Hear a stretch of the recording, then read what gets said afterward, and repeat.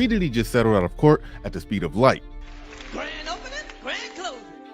But is this thing really over for Diddy? A lot of videos and stories are being corroborated all over the internet, stories like this. He wanted to, put his hands on her in the wrong way. And Kim took one of those corkscrews and ripped his wrists up. Right. How would you describe Puffy and Kim Porter relationship when you was around? Oh, it was volatile. It was like, damn it she do, damn it she don't. That's just one, but there's actually dozens of them. So this has to remind you of when one woman came out when it came to Bill Cosby, there was another and another and another, then a whole army of women from the Jim Crow era started coming out to charge up Bill Cosby. But this is different now because these women were allegedly abused, not necessarily in 4K, but it was at least 1080p when they were being abused, allegedly.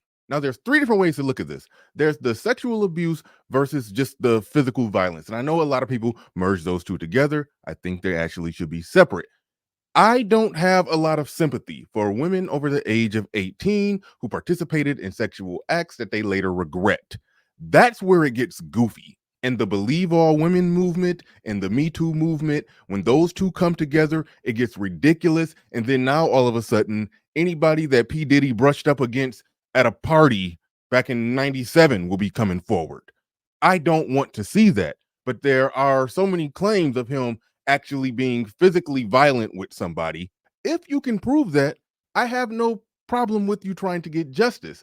The only technical problem with that, it's hard to prove physical abuse from 10 years ago, 15 years ago. So then it just simply amounts to claims that he did this or he did that. And it's hard to prosecute somebody in criminal court over a claim that you can't prove, but it's possible to win in civil court over a claim if you can just convince them that is true. And then you end up getting money. And that's what a lot of it comes down to. Even though I do believe most of the sexual claims that was reported between P. Diddy and Cassie, and I do believe a lesser percentage of the physical abuse. The problem begins when a parade of women come forward with significantly less evidence and history than what Cassie has with P. Diddy. They're going to be coming in making claims of this one thing happened at this one party on this one day.